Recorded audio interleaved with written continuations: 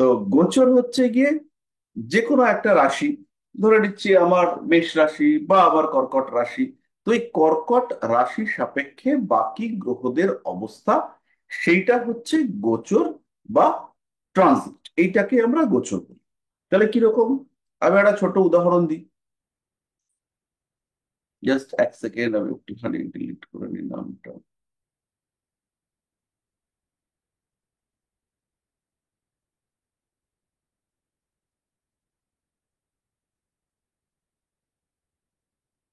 এই দেখুন, এখানে আমাদের একটা কুণ্ডলী রয়েছে। এই মানুষটার লগ্ন হচ্ছে, রাশি হলো বৃষ, আর এই মানুষটার ক্ষেত্রেই লগ্ন হলো মকর। তাহলে এই লগ্নের ওপর দিয়ে যে গ্রহগুলো যাচ্ছে বা এই রাশির ওপর দিয়ে যে গ্রহগুলো যাচ্ছে, সেইগুলোর রেসপেক্টে আমরা ফলাফল বিচার করব। বেশিরভাগ ক্ষেত্রে আমরা রাশির রেসপেক্টে ফল বিচার করি, অর্থাৎ চন্দ্রের রেসপেক্টে। এবং আমাদের শাস্ত্র, আমাদের পারাশরী হোরা বা আমাদের যা সাধারণ যে সমস্ত আমাদের ক্লাসিক বইগুলো রয়েছে, সেগুলোতে সব জায়গাতেই গোচরকে রাশি সাপেক্ষে বিচারের কথা বলা রয়েছে। যেমন আমাদের দশা বিচার করা হয় রাশি সাপেক্ষে, জন্ম নক্ষত্র সাপেক্ষে, ঠিক তেমনি ভাবেই বলা হয়েছে তোমরা যখন গোচরটা বিচার করবে, তখন সেই গোচরের বিচার তোমরা করো রাশি সাপেক্ষে। তাহলে আমাদের গোচরে চন্দ্র সাপেক্ষে আমরা বিচার করব। তাহলে এই সময় আমাদের সবচেয়ে কঠিন কঠিন জায়গায় যে সমস্ত গ্রহ বা যে সমস্ত কম্বিনেশন গুলো রয়েছে, যেমন এটা হচ্ছে রাহু আছে, এই জায়গাটাতে শনি আছে, তাও আবার সে রেট্রোগ্রেড হয়ে গেছে। এইখানে রয়েছে কেতু, আর দু একটা ভালো গ্রহ সমন্বয় তারাও রয়েছে। যেমন এইখানে রয়েছে বৃহস্পতি, এইখানেই রয়েছে মঙ্গল। তাহলে এইগুলো আবার কিছু ভালো যোগ তৈরি হয়েছে। তাহলে এই যে খারাপ কম্বিনেশন এবং ভালো কম্বিনেশন, এরা চন্দ্রকে কতটা প্রভাবিত করছে। তাহলে চন্দ্রকে কিভাবে প্রভাবিত করছে বুঝবো। এখন চন্দ্রের একাদশে রাহু রয়েছে, চন্দ্রের দশমে শনি রয়েছে বক্রী। তাহলে আমরা খুব স্বাভাবিকভাবেই ধরতে পারি যে এই যে মানুষটা, এই মানুষটার ক্ষেত্রে পেশাগত কিছু সমস্যা দেখতে পাওয়া যাবে। এবং সেই পেশাগত সমস্যার কারণে এর আয় উন্নতি এগুলো বাধাপ্রাপ্ত হবে। তাহলে এটা খুব সিম্পল ক্যালকুলেশন, আমরা বুঝতে পারলাম। 5 নম্বর ঘরে কেতু রয়েছে, 5 নম্বর ঘরে দেখুন আমরা একটা রেড ক্রস দিয়েছি। তাহলে এই চাঁদের 5 নম্বর ঘর, চাঁদ মানে হচ্ছে মন, চন্দ্র মানে সিম্পলি মন। তাহলে মনের 5 নম্বর ঘরে কেতু এসে বসে রয়েছে। তার মানে কিছু কনফিউশন, কিছু দোটানা, কিছু দ্বিধা সৃষ্টি হয়েছে, যেখানে ও নিজেকে ডিসাইড করতে পারছে না যে কি করা উচিত, কোন দিকে যাওয়া উচিত, কি ভাবা উচিত।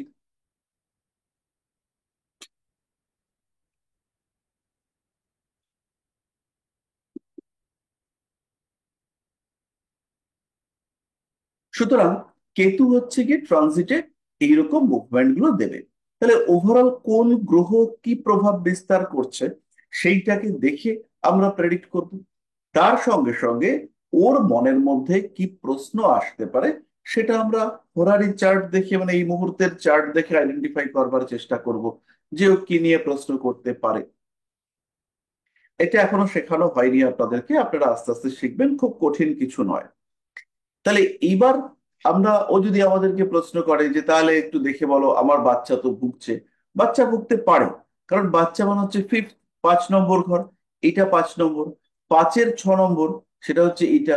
এখানে শনিদেব বসে আছেন বক্র হয়ে। তাহলে বাচ্চার শরীরটা খারাপ হতে পারে, চোট লাগা, হাড়ে ব্যথা, ঠান্ডা লাগা, বাচ্চার ডিপ্রেশন, অতিরিক্ত কান্নাকাটি করার টেন্ডেন্সি, হাঁটুতে চোট লেগে যাওয়া, অস্থি সন্ধি সংক্রান্ত পীড়া, এই সমস্ত ব্যাপারগুলো আসতে পারে।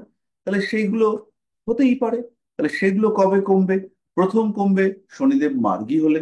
তাহলে শনিদেব কবে মার্গী হবে সেটা আমাদের ধরে রাখতে হবে। দ্বিতীয়ত কবে কমবে, সেটা হচ্ছে কি শনিদেব যবে এই ঘর থেকে পরের ঘরটায় যাবে। তৃতীয়ত কবে কমবে, রাহু যখন এই ঘর থেকে সরে এসে এই ঘরে চলে আসবে। কারণ রাহু যখন এই পঞ্চমের ষষ্ঠ, পঞ্চম মানে সন্তান আর ষষ্ঠ মানে রোগ, তাহলে পঞ্চমের ষষ্ঠ মানে হচ্ছে সন্তানের রোগ। তাহলে সেখানে যখন রাহু আসবে, সেটা রোগ বৃদ্ধি করাবে। তাহলে আমাদেরকে এটা বলে দিতে হবে যে তুমি যে ভাবছো তোমার বাচ্চা একদম সুস্থ হয়ে যাবে, এটা একেবারেই নয়। তোমাকে খেয়াল রাখতে হবে, এবং যাতে বাচ্চা দ্রুত সুস্থ হয়ে উঠতে পারে, বাচ্চা যাতে ভালো থাকে, বাচ্চার যাতে কোনো রকম চোট আঘাত না আসে, সেই দিকে তোমাকে খেয়াল রাখতে হবে। এবং সেটা যদি রাখতে পারো, তাহলে খুব সিম্পল ওয়েতে তুমি নিজেকে হ্যাপি রাখতে পারবে, তোমার বাচ্চা ভালো থাকবে।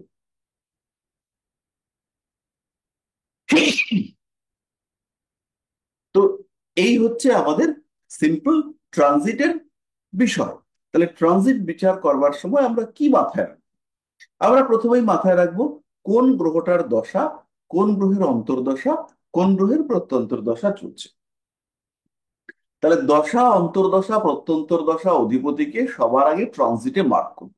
তাহলে রাহু কোথায় আছে? এখানে আছে। মঙ্গল কোথায় আছে? এখানে আছে। তাহলে এই দুটো জায়গা, বা এরপর আমরা প্রত্যন্তর দশাটাকেও নিতে পারি। তাহলে রাহু, মঙ্গল, এরা কি অবস্থায় আছে, কোথায় আছে, সেটাকে আমরা আইডেন্টিফাই করব। এবং সেই জায়গাটা হচ্ছে গিয়ে মূল সমস্যা সৃষ্টির একটা জায়গা। গোচর বিচারের সময় আমরা দশাপতি, অন্তর্দশাপতি ট্রানজিটে কোথায় আছে, সেই ঘর সংক্রান্ত ফল আশা করব। সেই ঘর সংক্রান্ত ফল আমাদেরকে ভোগ করতে হবে। সেই গ্রহরা যেখানে দৃষ্টি দিচ্ছে, সেই সংক্রান্ত ফল আমাদেরকে ভোগ করতে হবে। এরই সঙ্গে সঙ্গে আর একটা জটিল বিষয় রয়েছে, সেটা হচ্ছে অন্তর্দশা অধিপতির নক্ষত্র অধিপতি। তাহলে এখন অন্তর্দশা কার চলছে? মঙ্গলের। তাহলে অন্তর্দশা অধিপতিকে, মঙ্গল, তার নক্ষত্র অধিপতি তিনি কে? মঙ্গলের নক্ষত্র অধিপতিকে যদি আপনি লক্ষ্য করেন, তাহলে একটুখানি দেখুন মঙ্গল কোথায় আছে। বৃশ্চিকে 6 ডিগ্রি 40 মিনিটে, 6 ডিগ্রি 31 মিনিটে। তারপরে নক্ষত্র অধিপতি হচ্ছেন অনুরাধা। তাহলে আমরা চোখ বন্ধ করে বলতে পারি যে অনুরাধা নক্ষত্রের অধিপতি শনি, তিনি যেখানে আছেন, তিনি চতুর্থ ভাবে আছেন, এবং চতুর্থ ভাব সংক্রান্ত সমস্যা দেখতে পাওয়া যাবে। তো এবং এর সঙ্গে সঙ্গে এই অন্তর্দশা অধিপতি ট্রানজিটে কোথায় আছেন, সেটাও কিন্তু আমাদেরকে দেখতে হবে। কারণ শুধুমাত্র আমরা গ্রহদের মূল অবস্থান দেখে যদি প্রেডিকশন করি, তাহলে প্রেডিকশন মিলবে না, আমরা ভুল করব। তাহলে এই মুহূর্তে অন্তর্দশা পতির নক্ষত্র অধিপতি, অর্থাৎ মঙ্গলের নক্ষত্র অধিপতি, তিনি হচ্ছেন শনিদেব। তিনি কোথায় রয়েছেন? আমরা দেখলে পরেই সিম্পলি দেখতে পাবো যে তিনি অবস্থান করে রয়েছেন কোথায়? দ্বিতীয় এবং রেট্রো। তাহলে দ্বিতীয় মানে কি? রিলেশনশিপ, যেগুলো হচ্ছে গিয়ে মেইনলি বিবাহ সম্পর্কিত রিলেশনশিপ, যাদেরকে আমরা বলি কুটুম্ব, সেই রিলেশনশিপ গুলোর ক্ষেত্রে, এবং সেভিংস, টাকা পয়সা, অর্থনৈতিক অবস্থা, সেই সমস্ত বিষয়গুলোর ক্ষেত্রে মেইনলি প্রবলেমটা আমরা দেখতে পাবো। তো একদম এক্স্যাক্টলি এটাই। দুটো প্রবলেম, একটা হচ্ছে টাকা রাখতে পারছে না, আর দ্বিতীয় প্রবলেম কি? দ্বিতীয় প্রবলেম হচ্ছে একটা দোকান ঘর নিতে চাইছে, সেই দোকান ঘরটা কিছুতেই ফাইনালাইজ হচ্ছে না। এই দুটোই প্রবলেম, এবং এই দুটো প্রবলেমই ভদ্রমহিলাকে একদম নাস্তানাবুদ করে রেখে দিয়েছে।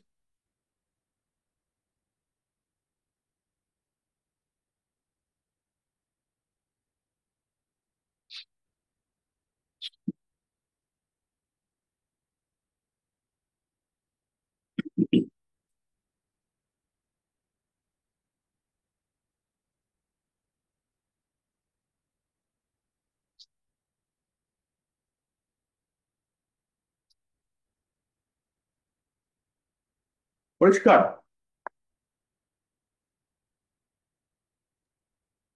পুরোটা না।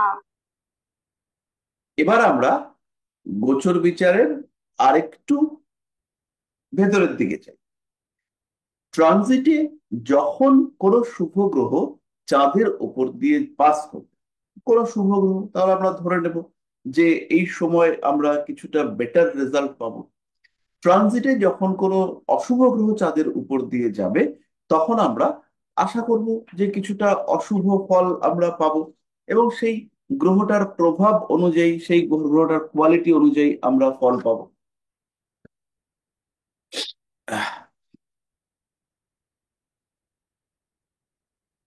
তাহলে যখন হচ্ছে গিয়ে কোনো গ্রহ চাঁদের উপর দিয়ে যাচ্ছে, তখন সেই গ্রহটা তার মূল রাশিচক্রে কি অবস্থায় আছে, সেটা আমাদেরকে দেখতে হবে। যেমন এই মুহূর্তে চাঁদের উপর দিয়ে বৃহস্পতি পাস করছে। বৃহস্পতি এখন কত ডিগ্রিতে আছে? মোটামুটি ওই 18, 19, 20 এরকম টাইপের একটা ডিগ্রিতে আছে। তো আমি একটুখানি দেখে আপনাদেরকে বলছি।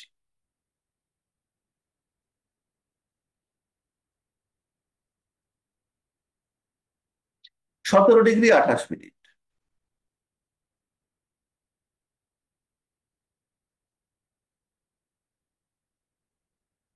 বৃহস্পতি বসে রয়েছে 17°28', মানে হচ্ছে চাঁদের নিজের নক্ষত্রে। তাহলে এইটা হচ্ছে গিয়ে চন্দ্র বসে রয়েছে 23°8'। তার মানে চন্দ্র সেও বসে রয়েছে আমাদের রোহিণী নক্ষত্রে। এই মুহূর্তে বৃহস্পতি সেও রোহিণী নক্ষত্রেই বসে আছে। ফলে বৃহস্পতি ট্রানজিটের জন্য শুভ। তাহলে এখানে আমাদের আবার সেই নবতারা চক্রের কনসেপ্ট দেখতে পাওয়া যাবে। নবতারা চক্র অনুযায়ী কি হতে পারে বা কি ঘটবে, সেই ব্যাপারগুলো আমরা বুঝে নেব। যদি নক্ষত্রটা জন্ম নক্ষত্র, সম্পদ নক্ষত্র, সাধক নক্ষত্র, মিত্র বা অতিমিত্র এই ধরনের নক্ষত্র থাকে, সেই ক্ষেত্রে আমাদের প্রাপ্তি যোগ সম্ভাবনা এগুলো অনেকটাই বাড়তে দেখতে পাওয়া যাবে। যেমন বৃহস্পতি এই মানুষটার ক্ষেত্রে একটা হিউজ ইমপ্রুভমেন্ট দেবে। এবার একটা হচ্ছে কথা আপনাদের সঙ্গে শেয়ার, সেটা হচ্ছে যদি কোনো জাতক বা জাতিকা লগ্ন এবং চন্দ্র পরস্পরের কেন্দ্রস্থানে থাকে। এখানে যেমন আমরা দেখতে পাচ্ছি কোন স্থানে রয়েছে, লগ্ন থেকে চন্দ্র পঞ্চমে রয়েছে, আর চন্দ্র থেকে লগ্ন সে নবমে রয়েছে। এটা হচ্ছে কোন স্থান? যদি কেন্দ্রস্থানে থাকে তাহলে গোচরের নেগেটিভ ইম্প্যাক্ট কমতে দেখতে পাওয়া যায়। আমি আমার ব্যক্তিগত অভিজ্ঞতায় দেখেছি যে যখনই যাই হোক না কেন একটা ব্যালেন্স কাজ করতে থাকে। যেমন বৃহস্পতি সে আহ যেমন ধরুন কারোর লগ্ন হচ্ছে, আমি একটা এক্সাম্পল দিই, কারণ হচ্ছে গিয়ে ধরুন লগ্ন এটা আর রাশি হচ্ছে গিয়ে এটা। তাহলে এখন বৃহস্পতি এই ঘরটাতে আছে, এই চাঁদকে আমরা যে ঘরটাতে দেখছি সেই ঘরটাতে বৃহস্পতি আছে, এই ঘরটাতে বৃহস্পতি আছে। আর রাহু কোথায় আছে? রাহু আছে এই ঘরটাতে। তাহলে লগ্ন থেকে যদি আমি দেখি, লগ্নের কিন্তু নবমে রাহু আছে। খুব সমস্যা। কিন্তু এখানে তো বৃহস্পতি আছে একাদশে, বৃহস্পতি রাহুকে ব্যালেন্স করে রেখে দেবে। সুতরাং যাদেরই আপনারা দেখবেন যে লগ্ন এবং রাশি পরস্পরের থেকে কেন্দ্রস্থানে অবস্থান করেছে, অর্থাৎ ওই 1, 4, 7, 10 এগুলোতে রয়েছে, সাতটা নয়, স্পেশালি 4 আর 10, এইরকম যদি কম্বিনেশন থাকে, অর্থাৎ লগ্ন এবং রাশির মধ্যে কৌণিক ব্যবধান যদি 90° থাকে, সেই ক্ষেত্রে আপনারা দেখতে পাবেন যে দশা এটা খারাপ করছে তো আরেকজন ভালো করছে, আমি খারাপ করছি তো রাহুল বাবু ভালো করে দিচ্ছেন, কিংবা রাখিমা ম্যাডাম গন্ডগোল করছেন তো অয়না চ্যাটার্জি ভালো একটা সাপোর্ট দিয়ে দিচ্ছেন।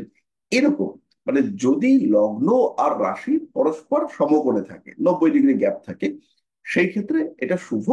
এবং এদের জীবনে কোনো না কোনো গ্রহ সবসময় সাপোর্ট দিতে থাকে। এটা আপনারা প্র্যাকটিসের সময় দেখতে পাবেন। তাহলে নবধারা চক্রের কনসেপ্টটা আমরা বুঝতে পারলাম। চন্দ্র থেকে কোন শুভ গ্রহ কি অবস্থায় রয়েছে সেটা আমাদের দেখতে হবে। এবার ট্রানজিট যখন আমরা দেখি, তখন আমাদের আরেকটা কুণ্ডলী দেখতে হয়। এটার একদম বেসিক কনসেপ্ট আমি আপনাদেরকে একটু দেখাবো। এই কুণ্ডলীটার নাম হচ্ছে, ধরুন একজন মানুষের আমি দেখতে চাইছি এই মানুষটার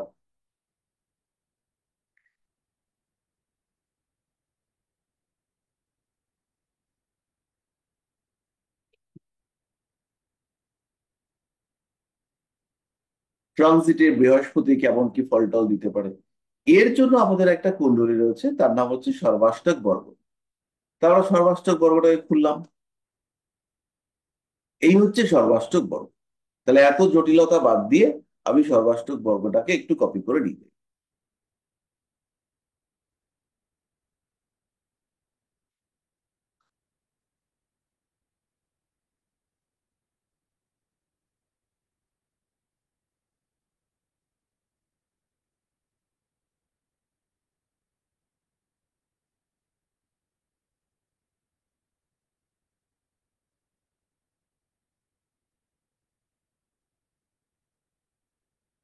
দেখুন, সর্বাষ্টক বর্গ দেখা যাচ্ছে।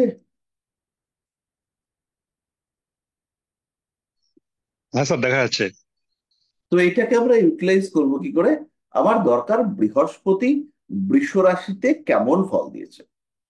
তো আমি বৃহস্পতিটাকে দেখলাম, এই হচ্ছে বৃহস্পতি। তাহলে বৃষ রাশিতে চলে যাই। বৃষ রাশিতে এই যে বৃষ রাশি, এইটা হচ্ছে বৃষ রাশিতে বৃহস্পতির অবস্থা। এইটা হচ্ছে বৃষ রাশিতে বৃহস্পতি কত পয়েন্ট পেয়েছে? 4। এবার খেয়াল রাখবেন, সর্বাষ্টক বর্গতে সবচেয়ে বেশি পয়েন্ট হতে পারে 8।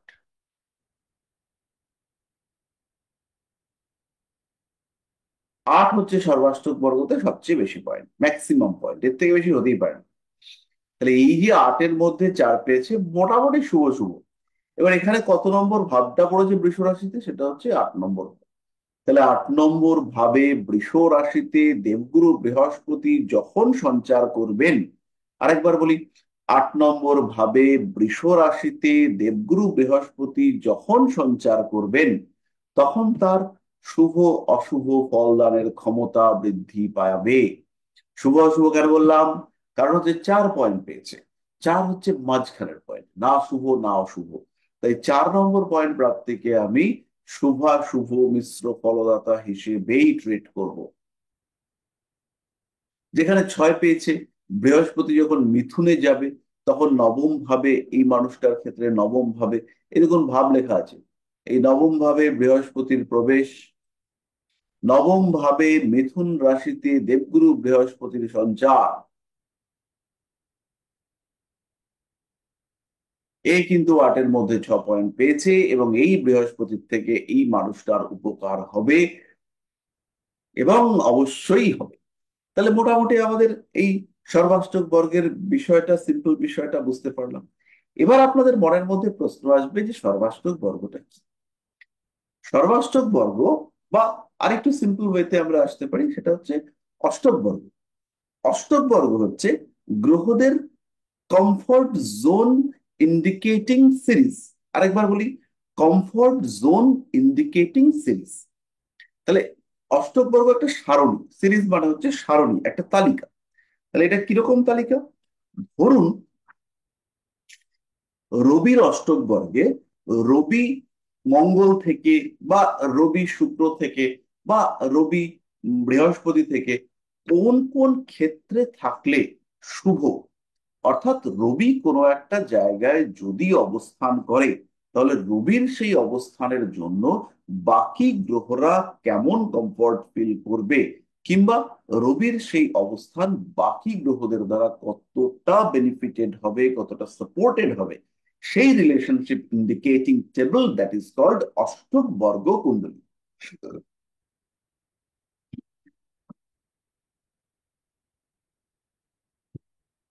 এই অষ্টক বর্গ সারণী আপনারা ফলিত জ্যোতিষে পাবেন। তো আমি একটা অষ্টক বর্গ সারণীর এরা বলি আপনাদেরকে। এখানে বলা রয়েছে, রবি রবি রবির ক্ষেত্রে 1 2 4 7 8, 1 2 4 7 8, 9 10 11, এই ঘরগুলোতে রবি রবিকে কমফর্ট জোন প্রোভাইড করে। তাহলে আপনার মনের মধ্যে প্রশ্ন আসবে যে রবি রবিকেই কি করে কমফর্ট জোন প্রোভাইড করবে? রবি তো জন্মকালীন একটা জায়গায় বসলো। তাহলে সেই রবিটার, রবিটা যেখানটাতে বসলো, আমি একটু এক্সাম্পল দিয়ে দেখাই।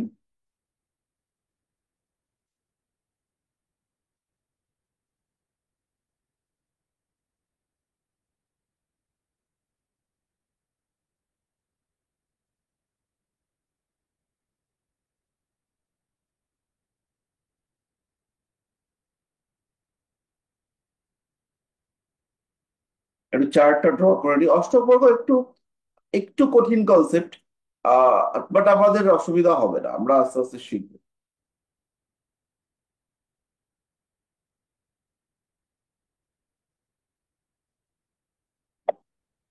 স্যার একটু একটা প্রশ্ন করবো। হ্যাঁ বলুন না, আমার ছবিটা আঁকতে আঁকতে। ক্যান্সেল করছি আর এই রোগী হাউস, হাউস যেগুলো বলবো। শুনতে পাচ্ছি না। ওই ঘরগুলো বললেন না যে কমফোর্ট হাউস রবি, ওই ঘরগুলোকে একটু রিপিট করা যাবে কি? এডিট করব? মানে আরেকবার শুনলে ভালো হতো। হ্যাঁ, আমি বলছি তো। এবার রবি এইখানটাতে বসে আছে, তাহলে রবি যেখানে বসে থাকবে সেই ঘরটা বলছে সেখান থেকে 1 2 4 7, 1 2 4 7, মানে এই ঘরটা 1 2, মানে এই ঘরটা 4, মানে এই ঘরটা 7, মানে হচ্ছে এই ঘরটা 9, 7 8 9 10 11, 8 মানে এই ঘরটা 9 10 11। তাহলে রবি যে ঘরটাতে বসেছে সেই ঘরটার থেকে গুণে 1 2 4 7 8 9 10 11, অর্থাৎ 5 আর 3 8টা ঘর। সেই 8টা ঘরের রবি রবিকে কমফর্ট জোন প্রোভাইড করবে। তাহলে রবি কি করে রবিকে কমফর্ট জোন প্রোভাইড করবে? হ্যাঁ, করবে। এইটা হচ্ছে আমার ন্যাটাল রবি। আর একটা রবি আছে যেটা হচ্ছে গিয়ে পাই পাই করে ঘুরে বেড়াচ্ছে।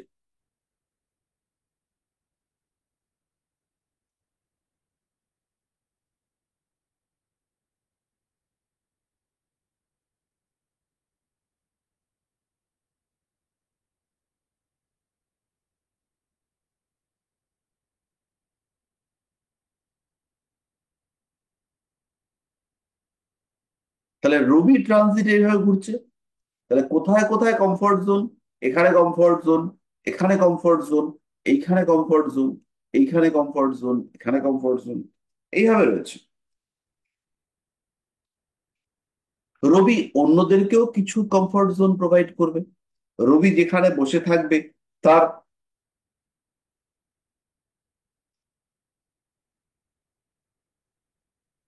আহ চন্দ্রের জন্য রবি 3 6 7 8 10 11। এবার চন্দ্রের জন্য রবি কি করবে? রবি 3 6, এখানে রবি বসে আছে। এবার চন্দ্রের জন্য রবি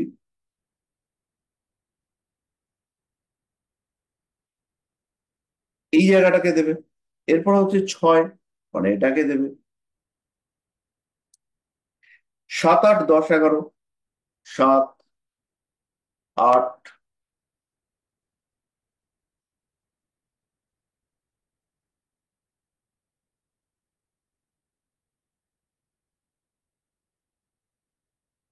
তাহলে রবি চন্দ্রকে এই ঘরগুলোতে কমফর্ট জোন প্রোভাইড করবে।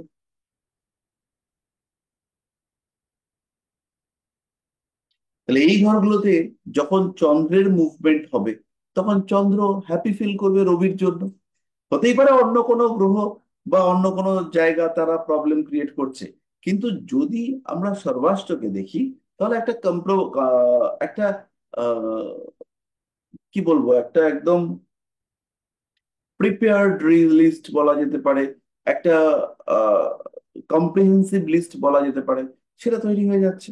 তাহলে এইখানে অষ্টক বর্গ ইন্ডিকেট করবে যে কোন গ্রহ কোন গ্রহের কারণে হ্যাপিনেস ফিল করবে, আর কোন গ্রহ কোন গ্রহের কারণে সরো বা অ্যাংজাইটি টেনশন ইত্যাদি ফিল করবে। এটা আমরা বুঝতে পারবো অষ্টক বর্গের সাহায্যে। অর্থাৎ এই ঘরের মধ্যে ভাই বোনরা রয়েছে, বড় ভাই এসে বলে দিল, দেখ আমার কিন্তু এই জায়গা, সেই জায়গাতে আমি খালি শ্যামলকে অ্যালাউ করবো, শ্যামল বাদ দিয়ে ওই ঘর ওই জায়গাগুলোতে আর কেউ ঢুকতে পারবে না। শ্যামল হচ্ছে 4 নম্বর ভাই।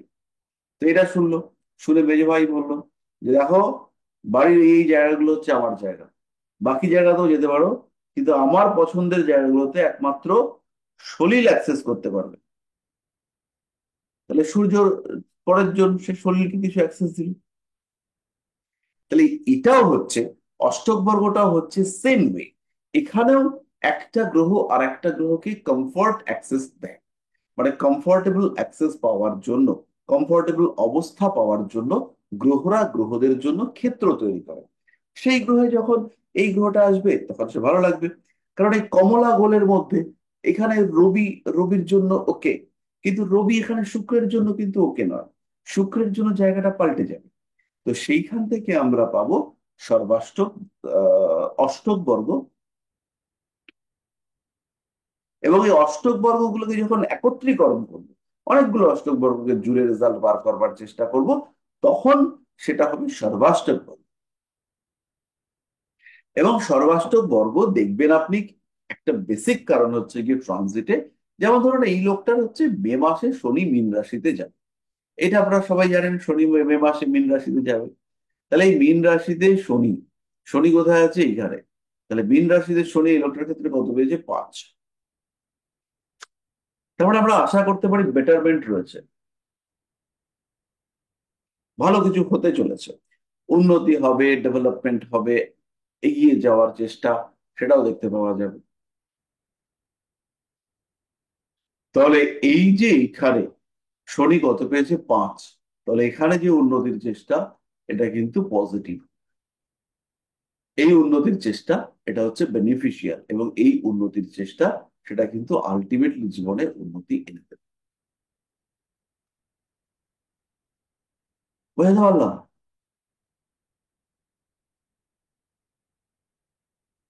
এরপরে আমাদের স্যার, বৃহস্পতি। হ্যাঁ, স্যার এই যে 3, 4, 7, 8, 10 বললেন, এগুলো হলো লগ্ন থেকে হিসাব হবে তো, নাকি রবি যেখানে আছে সেখান থেকে হিসাব হবে? চন্দ্র যেখানে আছে ওখান থেকে হিসাব হবে? মানে ব্যাপারটা বুঝতে পারিনি। মানে বললেন না যে রবি যখন চন্দ্র মানে যখন যায়, যেমন বললে যে 3, 6, 7, 8, 10, 11, তো হিসাবটা লগ্ন থেকে হবে, লগ্ন থেকে 3, 6, 7, 8, 10 না, এগারো না, এরকম হিসাবটা হবে তো? রবি যেখানে আছে সেখান থেকে। যেমন এখানে আমরা দেখছি হ্যাঁ, সেটাই জানতে চাইছি। কর্কটে রবি আছে, কর্কটে গিয়ে রবি বসলো, আচ্ছা। সে বললো দেখ, ওই জায়গা, ওই ওই জায়গাগুলো আমার, ওইখানে আমি এই জায়গাগুলোতে বৃহস্পতি এলে কিছু বলবো না, ওই জায়গাগুলোতে চন্দ্র এলে আমি কিছু বলবো না, ওই জায়গাটাতে মঙ্গল এলে পরে আমি বলবো ঠিক আছে ভাই বসো। ফলে এখানে পারমিশন দিচ্ছে রবি। রবি যে অষ্টক বর্গ সাপ্লাই দিচ্ছে, বা রবি যে অষ্টক বর্গ রবির থেকে আমরা বার করছি, সেইটার গণনা হচ্ছে এইটাই। তারপর একটা আমরা নিচ্ছি চন্দ্র থেকে। চন্দ্র কিন্তু অত বেশি ঘরে অ্যাক্সেস দিচ্ছে না। চন্দ্রর মাত্র 6টা। তার মধ্যে কি কি ঘর? চন্দ্রের ঘর হচ্ছে 3, 6, 7, 8, 10, 11। সুতরাং চন্দ্রের ঘর, সেটা আমরা বুঝতে পারলাম, চন্দ্র কোথায় কোথায় তার প্রভাব বিস্তার করে রাখে, চন্দ্র কোন কোন ক্ষেত্রকে নিজের নিয়ন্ত্রণের মধ্যে রাখার চেষ্টা করে, সেটা আমরা মোটামুটি বুঝতে পারলাম।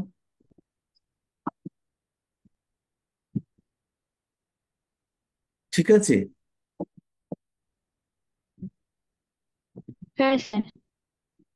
তাহলে আমরা এই অষ্টক বর্গকে এবার থেকে একটু কাজে লাগাবার চেষ্টা করব ট্রানজিট ক্যালকুলেশনের জন্য।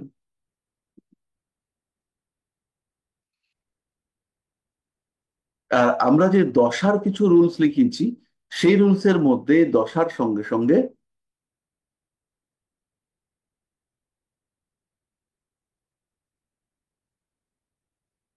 ট্রানজিট মুভমেন্ট নিয়েও লিখিয়ে দেওয়া আছে।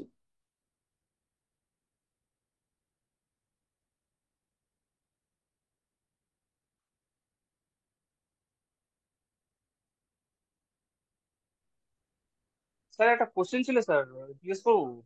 হুম, করুন না। স্যার এই যে অপশনটা আপনি বের করলেন হরোস্কোপ থেকে, একটু দেখাবেন কোন কোন জায়গা থেকে বের করলেন? আমি ঠিক আহ, বুঝতে পারলাম না, মানে হরোস্কোপের যে সফটওয়্যারটা থেকে বের করলেন অপশনটা, ওটা আপনি এই যদি আসবেন সেদিকে। সর্বাষ্ট বর্গ থেকে নিষ্কর্ম দিতে। ও, ওটা ওটা হচ্ছে, আমি হরোস্কোপ একটু শেয়ার করি তাহলে। হ্যাঁ হ্যাঁ হ্যাঁ হ্যাঁ হ্যাঁ।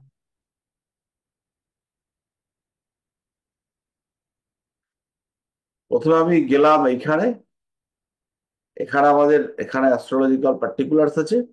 তার ওখান থেকে আমি দেখবো, এখানে একটু অল্প একটু নিচে নামলেই আমরা পাবো সুদর্শন চক্র, অষ্টক বর্গ, সর্বাষ্টক বর্গ। এই সর্বাষ্টক বর্গের আগে আবার আর একটা অষ্টক বর্গ আছে।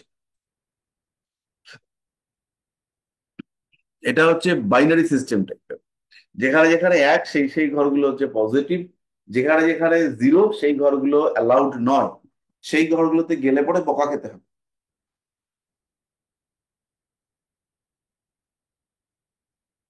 তাহলে এই জায়গাটা আমাদের মাথায় রাখতে হবে। এবং এই টেবিলগুলোতে যতগুলো এখানে দেখুন, এই যোগে 3 2 1 3 3 4 5 এই সমস্ত লেখা আছে, এই যে লাস্ট লাইনের যোগফল, এই লাস্ট লাইনের যোগফল গিয়ে চলে এসছে ওই খাটটাতে। তাহলে লাস্ট লাইনের যোগফল দেখুন, এটা হচ্ছে শনির সর্বাষ্টক বর্গ 3 2 1 3 3 4।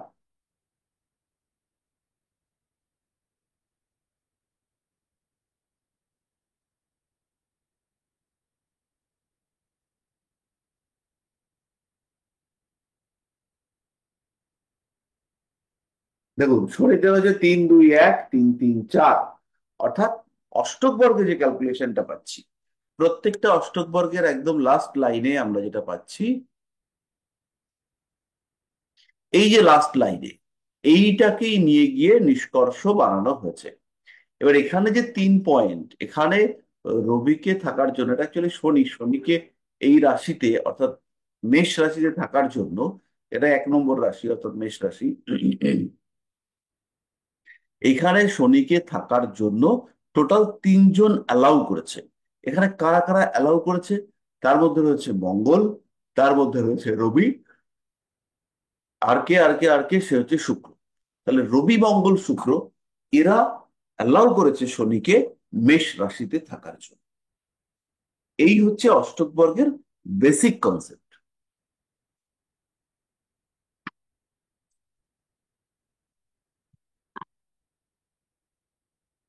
পরিষ্কার পরিষ্কার। হ্যাঁ স্যার।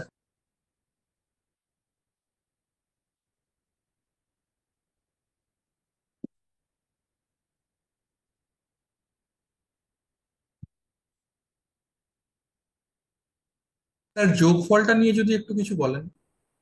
কোন যোগফলটা? স্যার ওই যে 30-এর ওপর অনেক সময় পেলে সেটাকে ভালো ধরা হয়, ওটা কি ম্যাক্সিমাম প্ল্যানেট ভালো হচ্ছে বলে সেটাকে ভালো ধরা হয়? মানে হ্যাঁ, কোন 30-এর উপরে পেলে ওটাকে ভীষণ ভালো ধরা হয়। এবং বেশিরভাগ ক্ষেত্রে ওরা আহ সর্বাষ্টক বর্গে আমরা ওটাকে ধরবো না, আমরা হচ্ছে কি ইন্ডিভিজুয়াল ফলটাকে ধরবো। আচ্ছা। কোনটা কোন জায়গাতে হচ্ছে গিয়ে ম্যাক্সিমাম রেজাল্ট দিতে পারছে আমরা সেটাকে দেখে নেবো। কারণ এখানে টোটাল যে নাম্বারটা, এটা তো ইকুয়াল, সব সময় আমরা সমান পাবো, 39 56, এটা হচ্ছে কি ফিক্সড। ডিস্ট্রিবিউশনটা কোথায় কত হয়েছে সেই ডিস্ট্রিবিউশনটা আমরা দেখতে পাবো। এবার এইখানে হচ্ছে গিয়ে মেশে 19 পেয়েছে, এখানে যোগফলটা আপনারা দেখতে পাচ্ছেন কি? না স্যার, এখন দেখতে পাচ্ছি। এইখানে দুটো যোগফল আছে।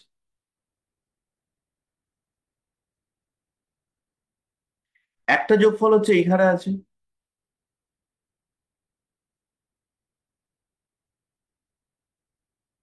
আর একটা যোগফল এই বরাবর আছে। যেটা ভার্টিক্যাল যোগফল, এই যেটা পরে দাগ কাটলাম, এই এখন যেটা দাগ কাটছি, এটা ফিক্সড। এটা হচ্ছে শনির 39 পয়েন্ট, শনি সবসময় 39 পেয়ে থাকবে। বৃহস্পতির 56 পয়েন্ট, সবসময় 56, কখনো এর কোনো পরিবর্তন নেই। কিন্তু এই যে যোগটা, এই যে নিচে যে যোগটা, এই যোগটা হচ্ছে পরিবর্তিত হয়, এই যোগফলটা।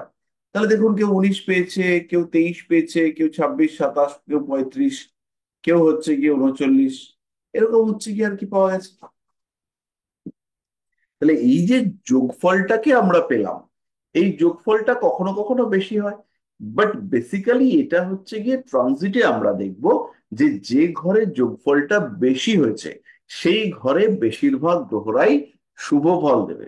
যেমন হচ্ছে গিয়ে কুম্ভ রাশি, কুম্ভটাকে দেখুন, কুম্ভ হচ্ছে গিয়ে পঞ্চম রাশি, তাহলে 6টা পয়েন্ট পেয়েছে শনি, তারপরে বৃহস্পতি 5, তারপরে মঙ্গল 5, তারপরে রয়েছে শুক্র, সেও 5, বুধ এখানে একটু ডিস্টার্ব হয়েছে, 4 পয়েন্ট পেয়েছে, আর তার ঠিক পরেই আবার বুধ গিয়ে কিন্তু 6 পয়েন্ট পেয়েছে। ফলে বুধের নাম্বারটা বেড়েছে, 39 হয়েছে। বুধেরটাই সবচেয়ে বেশি, 39। তাহলে বুধ, বুধ না তো এটা, হ্যাঁ এটা হচ্ছে কুম্ভ। কুম্ভটাই হচ্ছে কি ম্যাক্সিমাম 39। তাহলে কুম্ভ রাশিতে বেশিরভাগ গ্রহরা হ্যাপিনেস ফিল করবে। তাহলে কুম্ভ রাশিতে এই গ্রহরা, এরা হচ্ছে গিয়ে বেটার রেজাল্ট দেবে যখন তারা ট্রানজিটে কুম্ভ রাশিতে থাকবে। মোটামুটি পরিষ্কার হলো। একদম স্যার। এবার কিছু কিছু প্রশ্ন রয়েছে, সেই প্রশ্নগুলোতে আমরা একটু যাব, সেইগুলো করে তারপরে আমরা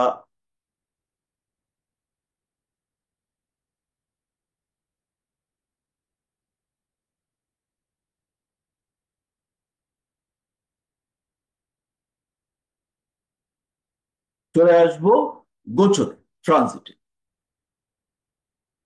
ট্রানজিট না, রেট্রোগ্রেশন। কতগুলো প্রশ্ন এসছে, সহজ সহজ, কঠিন কঠিন প্রশ্ন। আচ্ছা, আমাদের গুরু পূর্ণিমাতে রাখি ম্যাডাম আমাদের সবাইকে নিমন্ত্রণ করেছে, আমাকেও করেছেন। তো আমরা চেষ্টা করব ওই দিনকে আসবার। আর আমরা চেষ্টা করব যারা যারা আসবো তারা তারা একটু জানিয়ে দেবো।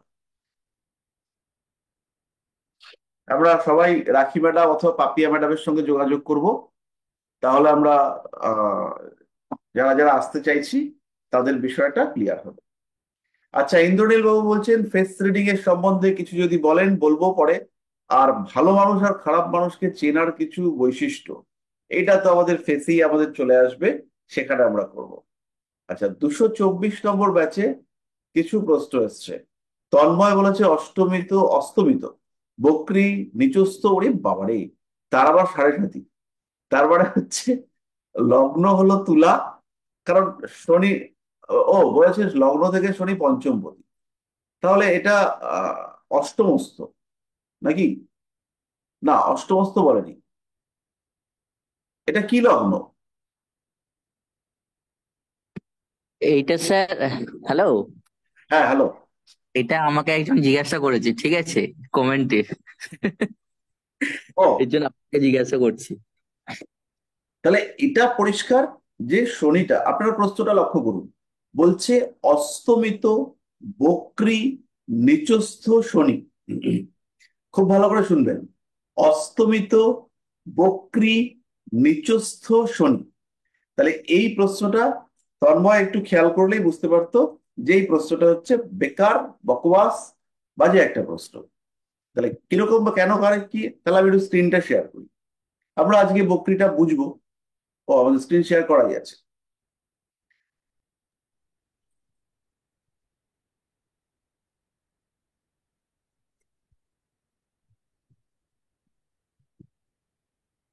এখানে মুছতে হবে।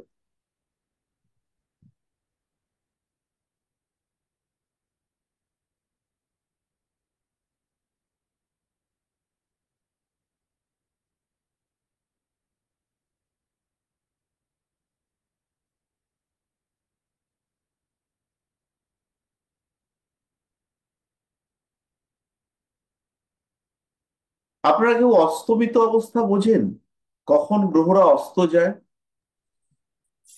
স্যার, যখন রবি। রবির দীপ্তাংশে বা রবির কাছে চলে আসে, তখন হচ্ছে গিয়ে গ্রহরা অস্ত যায়।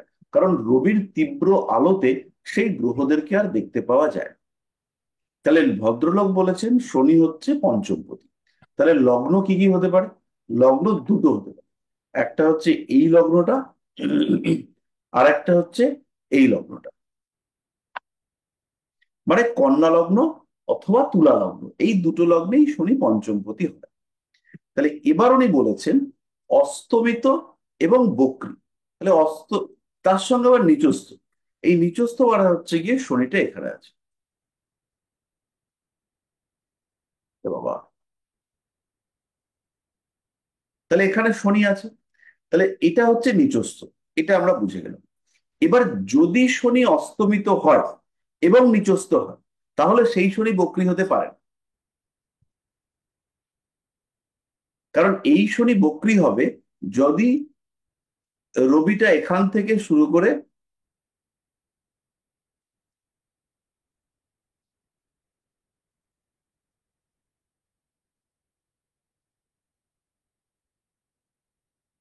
এখানে থাকে।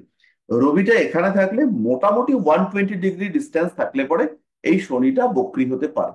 তাহলে অস্তমিতও হবে, নিচস্থও হবে, আবার বক্রীও হবে। তাহলে গন্ডগোল হয়ে গেল। তাহলে অস্তমিত শনি তিনি কখনো বক্রী হবেন না, কারণ অস্তমিত হতে গেলে শনিকে তো রবির সাথে থাকতে হবে, না হলে তিনি অস্তমিত হবেন কি করে? এটা হচ্ছে অস্তমিতর কন্ডিশন, আর এগুলো হচ্ছে বক্রীর কন্ডিশন। তাহলে কখনোই একসাথে অস্তমিত এবং বক্রী এটা হতে পারে না। তন্ময়ের কাছে আমি পরিষ্কার করতে পারলাম ব্যাপারটা? একদম স্যার, একদম। হ্যাপি? একদম হ্যাপি। আর প্রশ্নটা ভুল করেছে, একটু আগে করেছে স্যার। প্রশ্নটা ভুল করেছে, আমি দেখেছি। আমি তা আপনাকে একবার দেখালাম। তো এইরকম প্রশ্ন এরা করবে, এরকম প্রচুর বড় বড় পণ্ডিত মশাই ছড়িয়ে রয়েছেন জ্যোতিষ শাস্ত্রে। অসুবিধা নেই, এর মধ্যেই আমরা কাজ করব, আর আমরা খুব ভালো কাজ করব। একদম স্যার। তো যাই হোক না কেন, উম,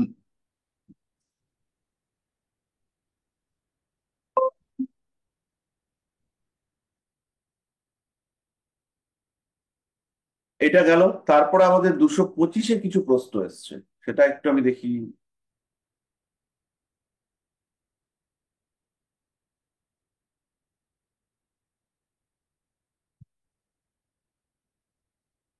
আচ্ছা, দেবমাল্য বসাক লিখেছেন মেষ লগ্নে চতুর্থ পঞ্চমে পঞ্চমপতি, মেষ লগ্নে চতুর্থ পঞ্চমপতি চতুর্থে অবস্থান শুভ হবে কিনা? হ্যাঁ, শুভ হবে। শ্রাবণ মাসে রবিচন্দ্র একসঙ্গে, অমাবস্যার যোগ, খারাপ কিছু হবে না। কিন্তু জাতকের ইগো প্রবলেম এটা বেশি হবে। বৃষ লগ্নে চতুর্থ এবং নবমপতি মানে হচ্ছে শনির পঞ্চমে অবস্থান, বৃষ লগ্নে চতুর্থপতি নবমপতি, এইটা খুব শুভ অবস্থান নয়।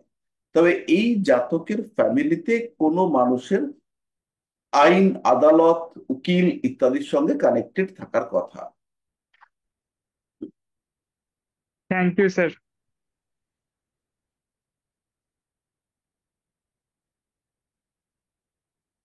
ঠিক আছে। তারপরে মা মানসী মণ্ডল লিখেছেন সপ্তমে অষ্টমে শনি থাকলে কি ফল দেয়। সপ্তমের শনি জেনারেলি দিকবলি হয়ে থাকে, খুব খারাপ ফল দেয় না। তবে বিয়ের ক্ষেত্রে একটু ডিলে, একটু ডিস্টারবেন্স এগুলো দেখতে পাওয়া যায়। মানসিক দিক থেকে কখনো কখনো সমস্যা সেগুলো আসে। জেনারেলি একটু স্পিরিচুয়াল টেন্ডেন্সি দেখতে পাওয়া যায়। আর তার সঙ্গে সঙ্গে এই জাতকের মধ্যে না অন্যের জন্য অনেক কিছু করতে হচ্ছে, এইরকম একটা সিচুয়েশন দেখতে পাওয়া যায়।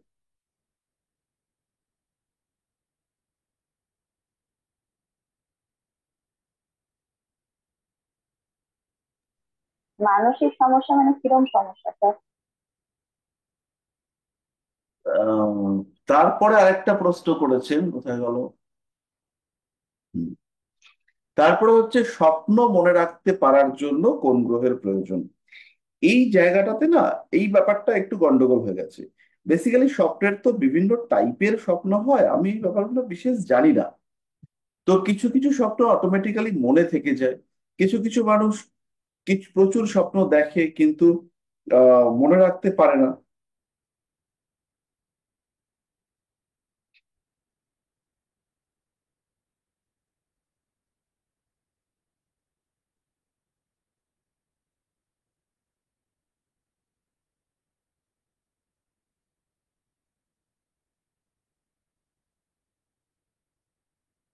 আহ তবে জেনারেলি যদি বৃহস্পতি, কেতু এরা কানেক্টেড হয়ে অষ্টম ভাবের সঙ্গে সম্পর্ক স্থাপন করে, সেই ক্ষেত্রে স্বপ্ন মনে রেখে দেওয়ার একটা টেন্ডেন্সি দেখতে পাওয়া যায়।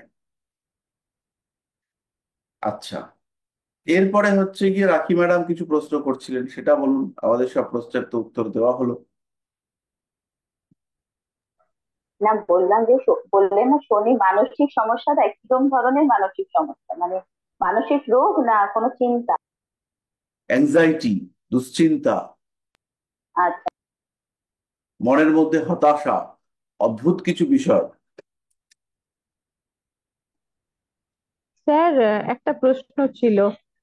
যাদের হ্যাঁ, বলুন। চার্টে যাদের চার্টে অস্তমিত শনি, তো তারা এই সময় বক্রী শনির যে অবস্থা, তাতে কি ওরা কি কি ধরনের রেজাল্ট পেতে পারে? এইটা হচ্ছে কি একটু দেখে নিতে হবে যে কি অবস্থায় রয়েছে শনি, তো সেটা দেখে আপনাকে প্রেডিক্ট করতে হবে। তবে শনি যখন বক্রী হবে আর দশা কি চলছে সেটাও আপনাকে দেখতে হবে। তো বক্রী মানেই যে উল্টো ঘুরতে শুরু করলো, ব্যাপারটা এরকম নয় সবসময়। তো যদি এনিওয়ে, বক্রী শনির অবস্থায় শনি বক্রী হলে অস্তমিত শরীর থেকে আমরা ভালো রেজাল্ট আশা করব না। আমরা টেনশন, কাশ- এনজাইটি এগুলোকেই একসেপ্ট আশা করব, যে প্রবলেম থাকবে এবং প্রবলেম ফেস করতে হবে। আর এটা যদি শনির দশাতেই থাকে তাহলে কি আরো বাড়বে? শনির দশা থাকলে পরে আরো বাড়বে। আবার একটা প্রশ্ন চলে আসবে, শনির দশাতে হচ্ছে গিয়ে কোন গ্রহের অন্তর্দশা চলছে, সেটাও হচ্ছে গিয়ে। হুম, তো যাই হোক না কেন, আমাদের হ্যাঁ পার্থ বলুন। স্যার বলছি কি মেনলি পেটের প্রবলেমের জন্য কোন হাউস এন্ড কোন প্ল্যানেট দেখবো? ও বাবা, এ তো রোগ জ্যোতিষ। না পেট একজন মানে ষষ্ঠ। একজন একজনের কোশ্চেন করেছে, মানে ওনার খুব পেটের সমস্যা, একবার অপারেশনও হয়েছে, বাচ্চা মেয়ে, এবার দেখুন, কিন্তু পেটের পেট হচ্ছে একটা পেটের সিন্ধু। সমস্যা। পেট হচ্ছে একটা সিন্ধুক, এর মধ্যে রয়েছে একদিকে কিডনি মানে রেচনতন্ত্র, একদিকে রয়েছে পৌষ্টিকতন্ত্র, আর একদিকে রয়েছে জননতন্ত্র। এবার পেটের সমস্যা মানে ব্যাপারটা সহজ ব্যাপার নয়। তার মধ্যে রয়েছে একদিকে অগ্নাশয়, অন্যদিকে লিভার, আর একদিকে গল ব্লাডার। এই তিনটেও বিষাক্ত জিনিস। আর 4 নম্বর পয়েন্টে একটি বেকার জিনিস, সেটি হচ্ছে একটি অ্যাপেন্ডিক্স। তাহলে এই যে চারটে জিনিস রয়েছে, এরা ডিরেক্টলি আমাদের পৌষ্টিক তন্ত্র মানে অ্যালিমেন্টারি ক্যানেলের সঙ্গে অ্যাসোসিয়েটেড নয়, মানে খাদ্যনালীর সঙ্গে এরা কানেক্টেড নয়। এরপরে আমাদের রয়েছে, ওখানেই আরো আপনি জিনিসপত্র পাবেন, সেটা হচ্ছে গিয়ে ওই অ্যাড্রিনাল গ্ল্যান্ড, যেটা হচ্ছে গিয়ে আপনার অগ্নাশয়ের ওখানের আশেপাশে রয়েছে। এই গ্ল্যান্ডের প্রবলেম সেটাও কিন্তু আপনার পেটের সমস্যা হিসেবেই ট্রিটেড হবে। মানুষের শরীরে অতিরিক্ত ঘামের গন্ধ, তারপরে হচ্ছে আহ অতিরিক্ত ঘেমে যাওয়া, চোখ বড় বড় হয়ে যাওয়া, চট করে টেন্সড হয়ে যাওয়া, এগুলো হচ্ছে গিয়ে সবই ওই অ্যাড্রিনাল গ্ল্যান্ড থেকে হয়। এবং এটাও কিন্তু ওই সেই পেটের প্রবলেম হিসেবেই ট্রিটেড হবে। তার সঙ্গে সঙ্গে রয়েছে আমাদের আহ ছেলেদের ক্ষেত্রে প্রোস্টেট, ভাস ডিফারেন্স, মেয়েদের ক্ষেত্রে ওভারি, ইউটেরাস, সবই পেটের প্রবলেম। তো সুতরাং পেট হচ্ছে বিশাল বড় সিন্ধু। এখানে কে নিয়ে প্রেডিক্ট করা খুব মুশকিল। ওভারঅল যদি পুষ্টির প্রবলেম হয়, অ্যাসিডিটি হচ্ছে, তার মানে আপনারা বুঝবেন যে চন্দ্র পীড়িত আছে। চন্দ্র, বৃহস্পতি এরা হচ্ছে গিয়ে পীড়িত রয়েছে, এবং এদের কারণে আমরা আলটিমেটলি সলিউশন বার করতে পারছি না।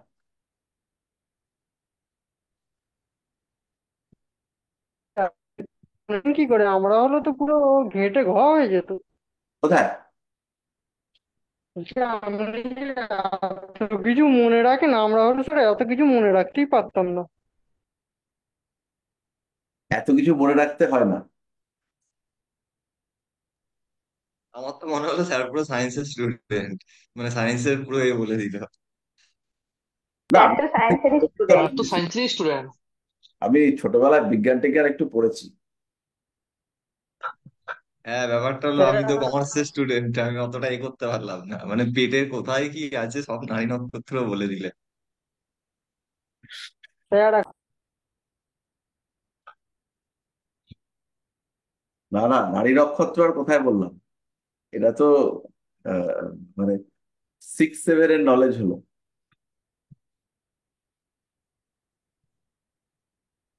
তো আহ যাই হোক না কেন, আমাদেরকে যখন আমরা জ্যোতিষ চর্চা করব, তখন আমাদেরকে একটা আলাদা নাম হবে। সেই নামটা হচ্ছে দৈবজ্ঞ। এই নামটা বরাহমিহিরের দেওয়া। তো বরাহমিহির দৈবজ্ঞর যে লক্ষণ বলে গেছেন, সেই লক্ষণের মধ্যে রয়েছে সৌম্য, শান্ত, ভদ্র, নিখুঁত দেহ সৌষ্ঠব যুক্ত, সুভাষী, বক্তব্য রাখার ক্ষেত্রে যথেষ্ট পারদর্শী অর্থাৎ সুবক্তা, উচ্চ স্মৃতিশক্তি সম্পন্ন, সমাজ বিজ্ঞান মনোবিজ্ঞান, তার সঙ্গে পরিবেশ বিজ্ঞান ইত্যাদিতে পারদর্শী, এবং তার সঙ্গে সঙ্গে দেহ, মন ও আত্মার তত্ত্বে তিনি পারদর্শী। তাহলে এতগুলো গুণ, সেগুলো একজনকে দৈবজ্ঞ বানায়। দৈবজ্ঞ মানে হচ্ছে যিনি বিধির বিধান পাঠ করতে পারেন, যিনি বিধির বিধান পাঠ করে সেই পাঠ উপলব্ধ ফল জাতক বা জাতিকাকে জানাতে পারেন, যিনি অতীত বর্তমান ভবিষ্যৎ সম্পর্কে জ্ঞাত হয়েছেন, তিনিই হচ্ছেন দৈবজ্ঞ। তাহলে এই গুণাবলীগুলো আপনাদের মধ্যে তো থাকতে হবে, তখন তো আপনারা দৈবজ্ঞ হবেন। তার মধ্যে একটা অবশ্যই রয়েছে উচ্চ স্মৃতিশক্তি এবং উচ্চ মনন ক্ষমতার অধিকারী।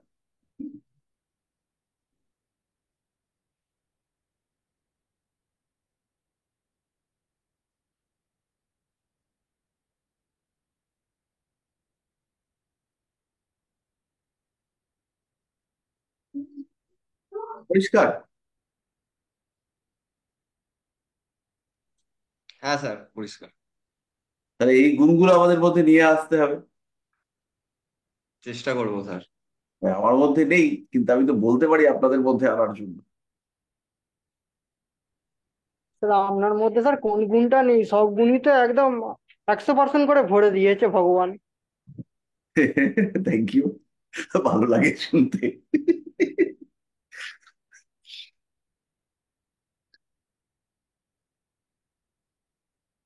আচ্ছা, এবার আমি একটা ছবি আঁকছি, এই ছবিটা দেখতে হবে আমি যখন আঁকছি। আর সেই সময় আমাদের একটা কাজ ধরা থাকবে, এই পুরো হচ্ছে গিয়ে মাইন্ডকে একদম ফ্রেশ কন্ডিশনে রিফ্রেশ করে ফেলা, মানে মাথা একদম পরিষ্কার ফাঁকা করে ফেলতে হবে।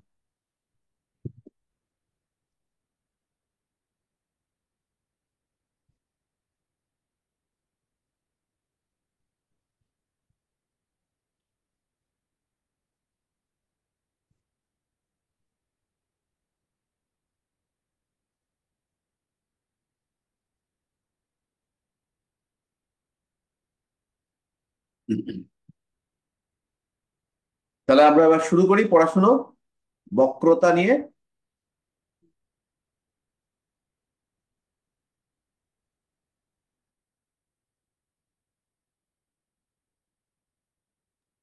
স্যার আজকে পুরো ক্লাসটাই প্রচুর কঠিন।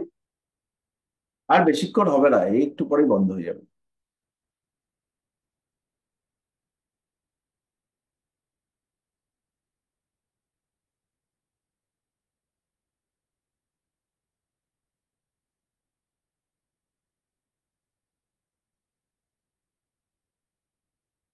কঠিন তো, জ্যোতিষশাস্ত্র খুবই কঠিন,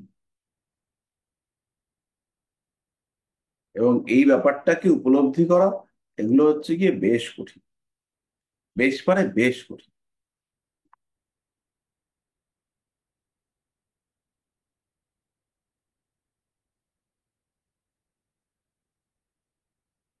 হো, হো। তাহলে প্রথমে আমরা যে ছবিটা এঁকেছি, একদম বাইরের দিকে দেখুন 12টা দাগ দেওয়া রয়েছে। এই যে 12টা দাগ দেওয়া রয়েছে, এই 12টা দাগ হচ্ছে গিয়ে গ্যাপ গুলো এক একটা রাশিকে ইন্ডিকেট করে। তার মানে এই রাশিটা হচ্ছে আমার মেষ, আর এই রাশিটা হচ্ছে আবার তুলা। তাহলে রাশি হচ্ছে মহাকাশের বিষয় আসে, সেগুলো আবার এখানে রয়েছে। এবার গ্রহরা কখনো বক্রী হয় না, এইটা হচ্ছে ফার্স্ট কনসেপ্ট আপনাকে মাথায় নিতে হবে, যে কোনো গ্রহ কখনো বক্রী হয় না।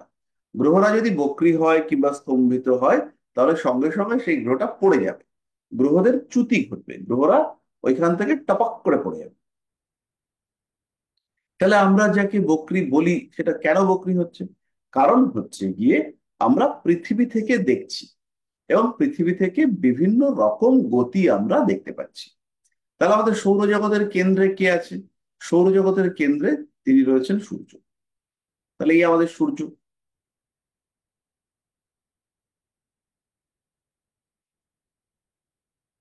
তাহলে ইনি হচ্ছেন আমাদের সূর্যদেব। এবার আমরা কয়েকটা পজিশন একটু বুঝি।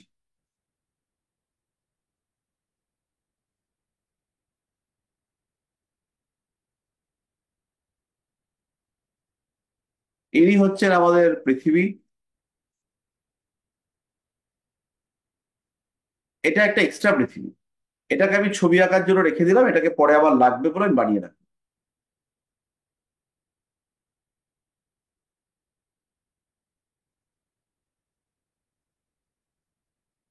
আরেকটা গ্রহ আমি বানিয়ে রাখি, সেটা হচ্ছে আহ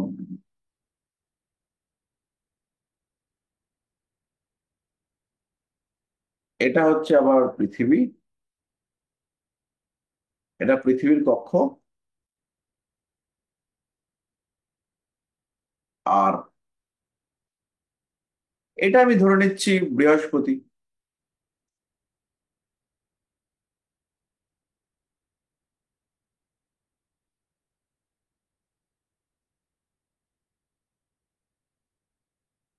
এটা হচ্ছে আমার বৃহস্পতি আর পৃথিবী। তাহলে এইবার আমি পৃথিবী থেকে দেখছি, খুব ভালো করে লক্ষ্য করুন। এই পৃথিবী থেকে যখন আমি দেখছি সূর্য কোথায় আছে, সূর্য কোন রাশিতে আছে বলতে পারেন কেউ? শুধু মধ্যবিন্দুটাকে ধরবেন, মোটামুটি যেটাকে মধ্যবিন্দু লাগবে আপনারা শুধু সেইটাকে ধরুন। মধ্যবিন্দু টু মধ্যবিন্দু। তাহলে বলুন তো সূর্য কোন রাশিতে আছে?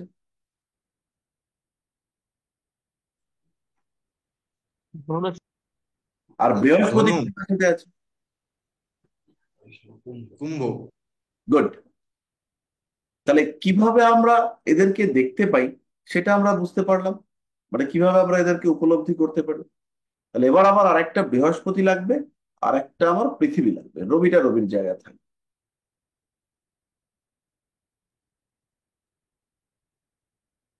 তাহলে এটা হচ্ছে আমার পৃথিবী।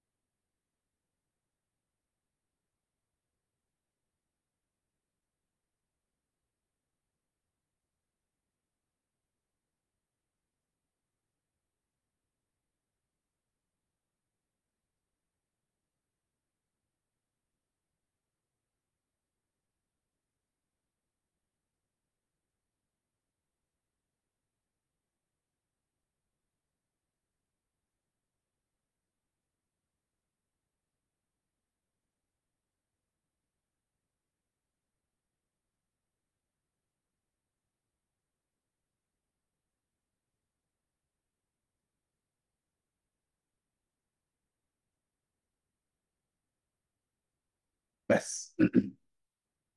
তাহলে আমি হচ্ছে কি এবার পৃথিবীকে কয়েকটা পজিশনে বসাই। পৃথিবী ঘুরছে আস্তে আস্তে।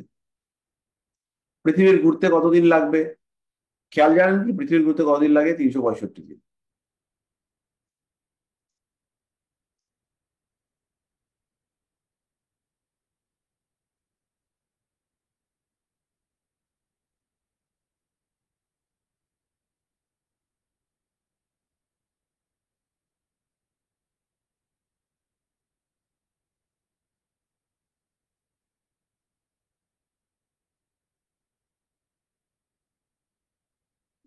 আচ্ছা, ব্যাস হয়ে গেছে। তাহলে এবার আমি যখন দেখছি পৃথিবী এই পথে মুভ করছে, লক্ষ্য করুন, এই পথে হচ্ছে পৃথিবী পাস করছে। তাহলে পৃথিবী এখান থেকে যাত্রা শুরু করেছে, এটা 1 নম্বর পজিশন। তাহলে এখন আমি কি দেখছি? আমি এখন দেখছি সূর্য এবং বৃহস্পতি একই রাশিতে আছে। দেখুন সূর্য কোথায় রয়েছে। সূর্য মোটামুটি আমার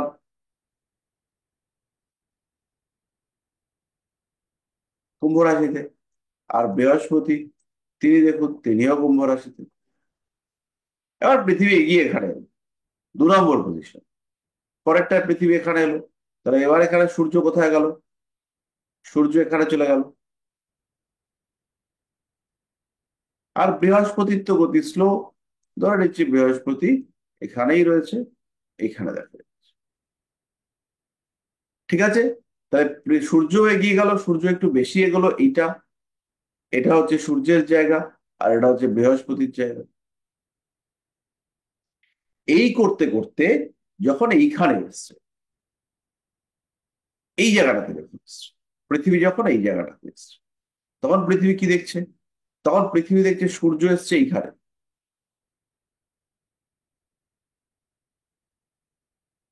আর বৃহস্পতি কোথায়? বৃহস্পতি আছে, খুব লক্ষ্য করুন, তাহলে এটা হচ্ছে 3 3, এটা হচ্ছে 3 নম্বর পজিশন, এটা হচ্ছে 3 নম্বর পজিশন, এটা হচ্ছে 1 নম্বর, এটাও 1 নম্বর, এটা 2, এটা হচ্ছে 2। হলো, এই করতে করতে পৃথিবী এই জায়গাটাতে এসছে, পৃথিবী এইখানটাতে এসছে। এবার পৃথিবী যখন এখানে এসছে, তখন পৃথিবী কি দেখছে? সূর্য হচ্ছে এইদিকে, পৃথিবী যখন এরকম পজিশনে বা এরকম পজিশনে বা এরকম পজিশনে, তখন কি দেখছে? তখন দেখছে সূর্য হচ্ছে এই রাশিতে, আর বৃহস্পতি রয়েছে মোটামুটি এই রাশিতেই, ধরে নিচ্ছে এখানে। এরপরে কি হলো? পৃথিবী এইখানটাতে এসছে, পৃথিবী দেখছে সূর্য এগিয়ে গেল এদিকে, আর তখন বৃহস্পতি কোথায় দেখছে? তখন বৃহস্পতিকে দেখছে এইখানে।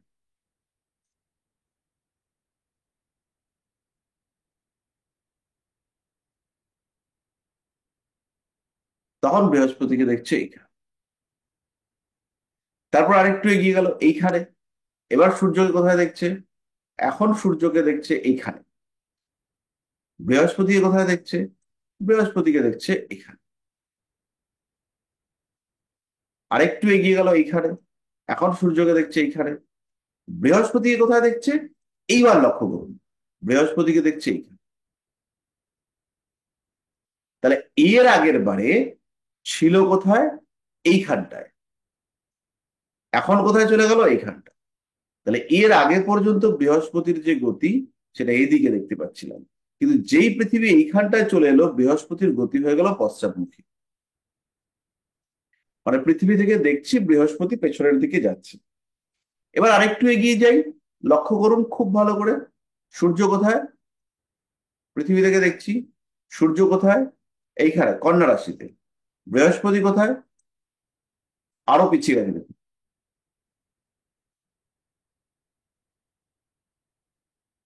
মীন রাশিতে। মেষ থেকে ক্রস করে এবার মিনে ঢুকে গেছে।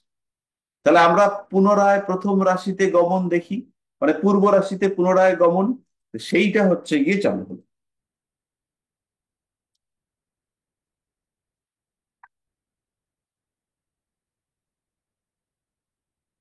বোঝা গেল কিভাবে বক্রী হয় গ্রহ? একদম স্যার। না, আপনার তো বোঝা গেল, কিন্তু বাকিরা তো সারা শব্দ করে না। মোটামুটি। হ্যাঁ স্যার, বুঝেছি। স্যার পুরো ব্যাপারটাই আপেক্ষিক, সবাই ঠিক মতো যার মতোই চলছে, কিন্তু দেখার দৃষ্টিভঙ্গি। হ্যাঁ, যেমন দুটো বিপরীতমুখী রেল যাচ্ছে উল্টো দিক থেকে, কিন্তু ধরুন গতিবেগ 70, কিন্তু মনে হচ্ছে না 200 কিলোমিটার বেগে চলছে। মানে হুম, মানে ধারণা আমি বলছি। একদম এটাই। এখানেও তাই, যেই মাত্র পৃথিবী একে কভার করে বেরিয়ে যাচ্ছে, যে সময়টাতে পৃথিবী একে কভার করছে,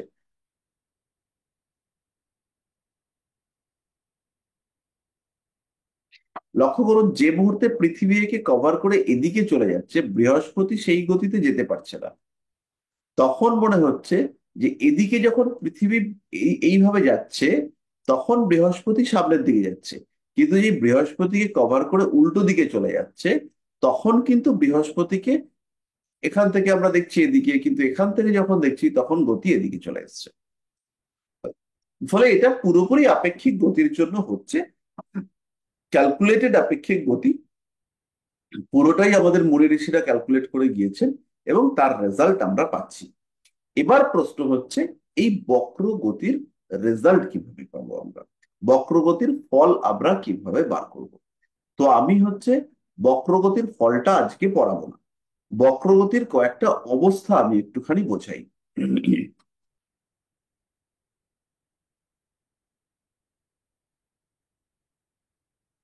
বক্রগতি মানে হচ্ছে ব্যাকওয়ার্ড মোশন। তাহলে ধরুন কোনো একটা রাশিতে জুপিটার রয়েছে,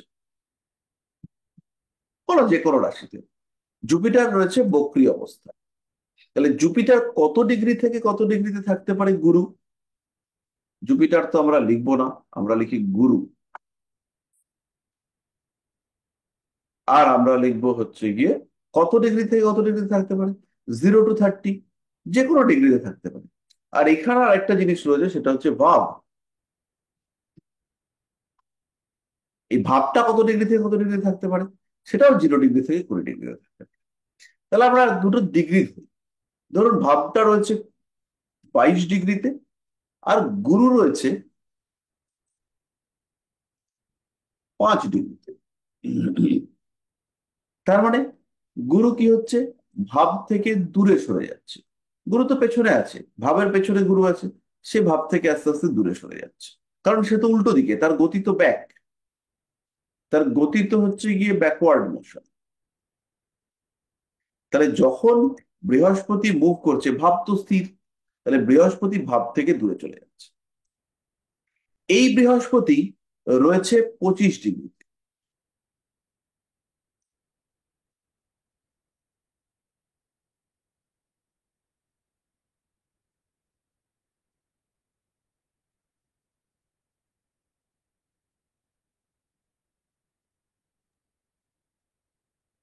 এইবার এই বৃহস্পতি সে একই দিকে যাচ্ছে, প্রকৃত, তাহলে সে ভাবের দিকে যাচ্ছে। তাহলে এই কনসেপ্টটা কি ক্লিয়ার হলো? একদম ভালো হয়। হ্যাঁ ধরুন স্যার হয়েছে। এবার তাহলে বৃহস্পতি কোন ভাবের দিকে মুভ করছে, এইটা আমাদেরকে বুঝতে হবে। একটা কনসেপ্ট আছে যে যদি কোনো গ্রহ বক্রী হয় তাহলে সে আগের ভাবের ফল দেয়। তাহলে আমাদেরকে দেখতে হবে কি অবস্থায় সে বক্রী। সে যদি এই রকম অবস্থায় বক্রী হয়, অর্থাৎ এই কন্ডিশনে, তাহলে সে কিন্তু আগের ভাবের ফল দেবে, কারণ তার মুভমেন্ট হচ্ছে আগের ভাবের দিকে।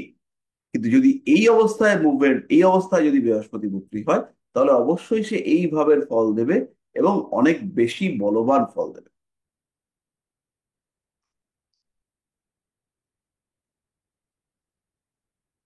পরিষ্কার হলো? এবার কথা হচ্ছে বক্রী গ্রহরা কেন বেশি ফল দেবে। আমরা এই কনসেপ্টটা যদি দেখি,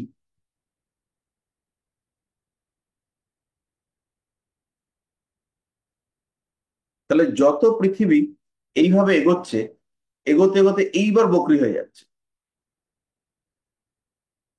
লক্ষ্য করুন, পৃথিবী এগোচ্ছে, যত এগোচ্ছে তত বক্রী হচ্ছে।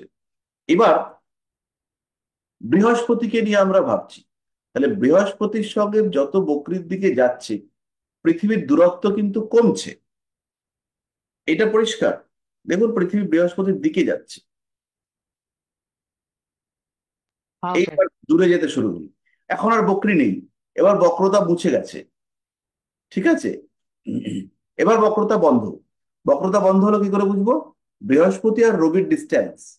তাহলে রবি রয়েছে এইখানে, অর্থাৎ কন্যাতে, আর বৃহস্পতি কোথায় রয়েছে? মকরে। কন্যাতে না, তুলাতে। আর বৃহস্পতি রয়েছে মকরে। তাহলে এই গ্যাপ কমে গেছে।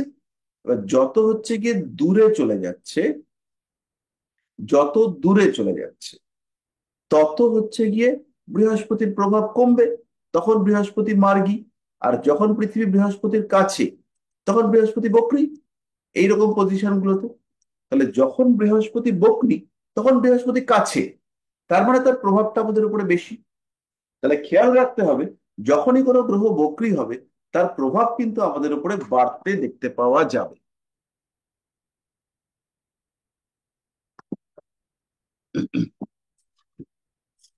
আহ তাহলে পরিষ্কার হলো বক্রতা। তাহলে এর পরের দিনকে আমরা বক্রী গ্রহদের ফল নিয়ে পড়াশুনো করব। আর আমাদের পড়াশুনো মোটামুটি আজকে এই পর্যন্তই। এখন আপনারা কেমন আছেন টাছেন বলুন। স্যার আপনি আগের ক্লাসের রেকর্ডিং গুলো দেননি, কিন্তু ভুলে গেছেন। আচ্ছা, কবে কবে ক্লাসের রেকর্ডিং আমি দিতে ভুলে গেছি, আমাকে একটুখানি বললেই আমি রেকর্ডিং গুলো দিয়ে দেবো। দুটো শুক্রবার, লাস্ট দুটো শুক্রবার ক্লাস করাবেন না বাথরুমে? আগের শুক্রবারের তো রেকর্ডিং দিয়ে দিয়েছি। কোথায়? দেইনি বলছেন? তাহলে তো মহা ভুল হয়ে গেছে। দেখিনি তো। না, 12 তারিখ দেয়া হয়েছে স্যার। 12 তারিখ দেওয়া হয়েছে? হ্যাঁ হ্যাঁ, দেয়া হয়েছে। বেশ বেশ বেশ।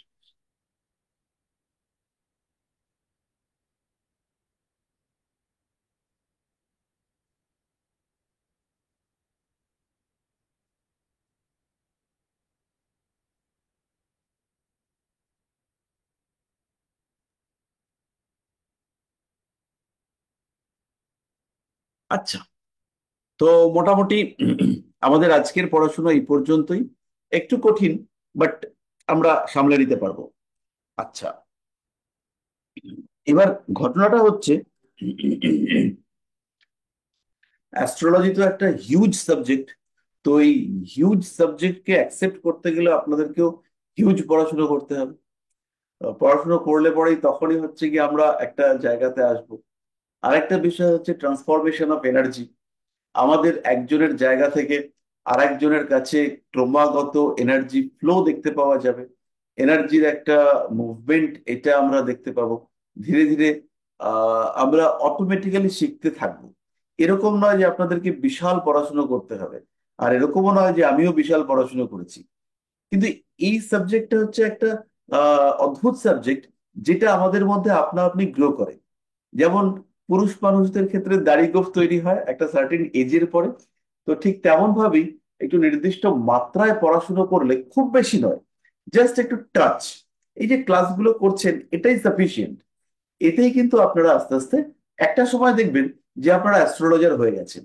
কিভাবে হয়েছেন সেটা বড় কথা নয়, বাট আপনারা হয়ে গেছেন। তো এটা অটোমেটিক্যালি হবে। এবং এইটা যদি না হয়, তাহলে আমি হচ্ছে গিয়ে অ্যাস্ট্রো গাইড হিসেবে, মানে এডুকেশনাল গাইড হিসেবে ব্যর্থ। এবং এটা আমি জানি যে এটা আপনাদের মধ্যে হবে, অটোমেটিক্যালি আসবে। এবার এই যে রেট্রো প্ল্যানেটস, এদেরকে দিয়ে আমরা যখন প্রেডিক্ট করব, তখন বিষয়টা কিন্তু একটু জটিল হবে, বাট তাহলেও আমরা প্রেডিক্ট করতে পারবো। আর যখন আমরা ক্লায়েন্ট নিয়ে হ্যান্ডেল করব, তখন বেশিরভাগ ক্লায়েন্টই আসবেন, একই প্রশ্ন বারবার করবেন, তিনি খারাপটা শুনতে চাইবেন না। আমি আজকে একটা এক্সাম্পল দিলাম আপনাদেরকে, যা তার রাহুর দশা কেতুর অন্তর্দশা। কোনোভাবে এটার রেমেডি করা কি পসিবল? না, রেমেডি করে উনি বেটারমেন্ট পাবেন, তো সেইটা উনি পাচ্ছেন না। উনি একজনের কাছে গেছেন, গিয়ে একটা হিউজ অ্যামাউন্ট অফ মানি সেখানে দিয়ে এসছেন। এবার দিয়ে এসে ওখানে উনি প্রফিট পাননি, কারণ হচ্ছে কি ওনার দশা ওনাকে সাপোর্ট করেনি। এবার উনি আমার কাছে এসছেন, আমার কাছে আসার সঙ্গে সঙ্গে রাহুর দশা, শুক্রের অন্তর্দশা। এবার রাহু শুক্র, পজিটিভিটি আসবেই। ফলে ওনার ক্ষেত্রে এই জিনিসটা মনে আসবে যে যার কাছে আমি গেছিলাম আর এখন আমি যার কাছে এসেছি, বা আমাকে আগে দেখাতো, দেখাতে দেখাতে সে কেটে পড়েছিল, তো সে হচ্ছে গিয়ে এখন কাজটা হবে। এখন সেই লোকটার কাছে আমি বেটার অ্যাস্ট্রোলজার। আমার এক রিলেটিভ, এই সময়টা হচ্ছে আমি আপনাদেরকে বলছি 2003 বা 4-এর প্রথম দিক, 3-এর শেষ দিক বা 4-এর প্রথম দিক। আমি জ্যোতিষশাস্ত্র শিখি কলেজ অফ জ্যোতির্বিদ্যা। তো আমার এক কাকা, তার একটা অদ্ভুত রোগ হয়েছে। অদ্ভুত রোগটা কিরকম? তার যে আয়ুরেখা, সেই আয়ুরেখার মধ্যে একটা জায়গা ঝাপসা, মানে বোঝা যাচ্ছে রেখাটা আছে, কিন্তু সেই জায়গাটা হচ্ছে ঝাপসা। তো এবার, এবং ডিউরেশনটা হচ্ছে মোটামুটি 4 থেকে 4.5 বছর, যতটুকু স্পেস। তো আমি একদিন কলেজ অফ জ্যোতির্বিদ্যায় নিয়ে গেলাম, আমাদের দেবাশিস সেনগুপ্ত স্যার, উনি দেখলেন। উনি দেখে হোরারি করলেন, হোরারি করে আলটিমেটলি বার করলেন যে এই জায়গাটা হচ্ছে গিয়ে কেতু কন্ট্রোল করছে, এবং তার জন্য ওনার ডিজিজ ডিটেকশন হবে না। আর কেতুর একটা টাইম পিরিয়ড বার করা হলো, সেটা হচ্ছে 4 মাস 10 দিন। এই 4 মাস 10 দিন পরে এই মানুষটার ট্রিটমেন্ট প্রপার ঠিক হতে ট্রিটমেন্ট আর কি শুরু। ভালো কথা। তো ভদ্রলোক 4 মাস 10 দিন অনেক বড় সময়, উনি ওই সময়টা ধরে রাখতে পারলেন। তো এই ধরে রাখতে না পেরে উনি ওই বাগুইয়াটির কোনো একটা জায়গাতে গেলেন। তো যাওয়ার পরে আমি এখন আর যেহেতু রেকর্ডিং হচ্ছে নামটা বলছি না, তো রেকর্ডিং উনি ওখানে গিয়ে হাজির হলেন। তো এখানে গিয়ে উনি আহ, কথাবার্তা বললেন, বলার পরে ওনাকে কিছু জিনিসপত্র দেওয়া হলো, কিছু কবচ, কিছু আরো জিনিসপত্র ইত্যাদি ইত্যাদি দেওয়া হলো, এবং একটা বাজেট দেওয়া হলো মোটামুটি 1,30,000 এরকম। তো ভালো কথা, ওনার প্রচুর টাকা ছিল, উনি দিয়ে এলেন। এবং ঠিক 4 মাস 4.5 মাসের মাথায় রেজাল্ট আসতে শুরু করলো। এবং উনি বুঝতে পারলেন যে আমি যে গেছিলাম ড্যাশের কাছে, তো সেই ড্যাশ বাবা তিনি হচ্ছে গিয়ে আমাদেরকে যে রেমেডি করে দিয়েছেন সেই রেমেডিটা কার্যকরী হচ্ছে। কিন্তু আমাদের উম দেবাশিস সেনগুপ্ত বাবু তিনি যে প্রেডিকশনটা করেছেন সেই প্রেডিকশনটা কার্যকরী হয়নি, কারণ তিনি তো 4.5 মাস টাইম নিয়েছিলেন। তবে 4.5 মাস 4 মাস 10 দিন পরে কেতুর ইম্প্যাক্ট কমলো, এবং তারপরে ওনার ডিজিজ ডিটেকশন হলো। কি সমস্যা হয়েছে? কোনো একটা কারণে ভেইন গুলো, যে আমাদের যে শিরাগুলো, সেগুলো চওড়া হয়ে গেছে। তাহলে পাইপ যদি চওড়া হয়ে যায়, পাইপে ওয়াটার ফ্লো কমে যায়, স্লো হয়ে যায়। এর ফলে শরীরের সর্বত্র ব্লাড সার্কুলেশন প্রপার ওয়েতে পৌঁছচ্ছে না, এবং এর ফলে ওনার শরীরের অঙ্গগুলো ঝিনঝিন করছে। এবং ডাক্তার এটাকে ভেবেছে যে এটা হচ্ছে নার্ভের প্রবলেম, এবং নিউরো প্রবলেমের ট্রিটমেন্ট করে গেছেন। ফলে এটা একটা রং ট্রিটমেন্ট হয়েছে। কেতু রং ট্রিটমেন্ট ইন্ডিকেট করে, সেটাই হয়েছে। এবং মোটামুটি 4.5 মাসের পরে ওই ড্যাশ বাবার রেমেডি কাজ করে গেছে। অ্যাকচুয়ালি তিনি হচ্ছে অটোমেটিক্যালি ঠিকঠাক হয়েছেন এবং অ্যাকর্ডিং টু অ্যাস্ট্রোলজিক্যাল প্রেডিকশন। কিন্তু এই মানুষটা সে তার দাম পায়নি। এবারে হলো ঠিক উল্টো, আমি দাম পেলাম, কিন্তু মাঝখানে যে লোকটা সে হচ্ছে গিয়ে কাজটা করেছে, তার হচ্ছে গিয়ে রেজাল্ট হয়নি, কারণ দশা কাজ করে গেছে। তো এরকম আমাদের ক্ষেত্রে হবে। ক্লায়েন্টরা নানান রকম রিকোয়ারমেন্ট, নানান রকম ডিমান্ড নিয়ে আমাদের সামনে আসবেন, যেগুলোকে আলটিমেটলি আমরা ফুলফিল করতে পারবো না। ইনস্ট্যান্টেনিয়াস রেজাল্ট চাইতে তারা আসবে, যে আমরা এসছি এক্ষুনি আমাদের রেজাল্ট লাগবে। তাকে কনভিন্স করিয়ে ধরে রাখা এটা রীতিমতো কঠিন। সবাই চায় বেশ বড়লোক হব, এবং যারা শিক্ষিত তারাও চায়, যারা অশিক্ষিত তারাও চায়। প্রত্যেকের একই রকম।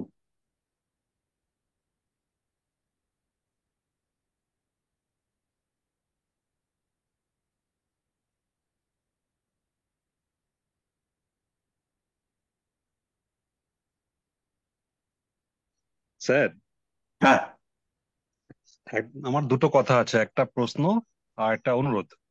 তো হ্যাঁ, প্রথম প্রশ্নটা করি। হ্যাঁ, করুন না।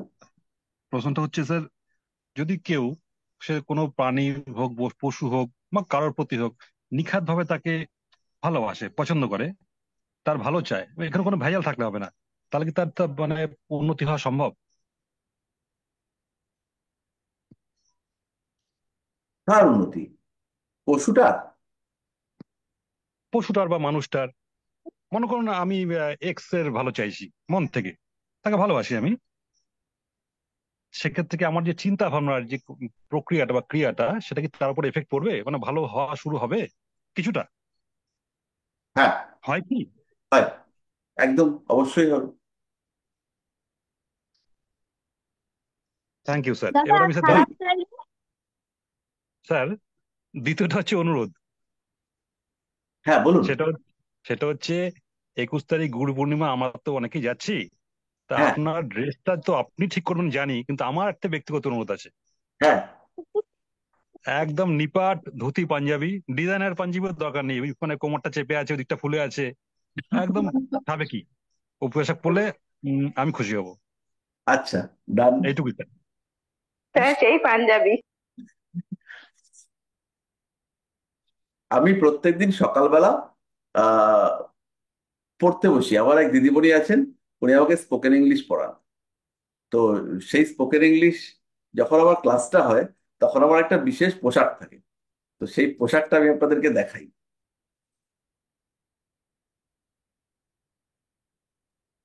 দেখা যাচ্ছে? হ্যাঁ স্যার, দেখা যাচ্ছে। হ্যাঁ দেখা যাচ্ছে। এটা তো আপনার যদি পোস্টেও আছে স্যার, ফেসবুকে। হ্যাঁ, এটা সেদিন একটা পোস্টেও ছিল। এই পোশাকটা পরে আমি আর কি বসে পড়ি। কিন্তু 21 তারিখ এটা পরে বসে পড়বেন না। আচ্ছা, এটা বেশ একটা গুরু গুরু পোশাক আছে। না, হ্যাঁ তাহলেও হ্যাঁ না, গুরু গুরু এরকম না। আচ্ছা ঠিক আছে, না, গুরু এটা আমি না। একদম সিম্পল ধুতি পাঞ্জাবি পরে একদম বসে পড়বো। স্যার, হ্যাঁ, স্যার, একদম স্যার বলুন। ভালো চাইলে ভালো হয় বললে, তাহলে খারাপ চাইলে কি খারাপ হয়? হ্যাঁ, একদম পজিটিভ এনার্জি যেমন রয়েছে ঠিক তেমন ভাবেই এনার্জির নেগেটিভ ইম্প্যাক্টও রয়েছে। এবং দাদা, আমিও এটা জিজ্ঞাসা করছিলাম, খারাপ চাইলে কি খারাপ হয়? খারাপ চাইলে খারাপ হয়, একদম। আমি কন্টিনিউয়াসলি একজনের দিকে নজর দিয়ে যাবো, আপনারা শুনেছেন এই ওয়ার্ডটা, নজর দেওয়া।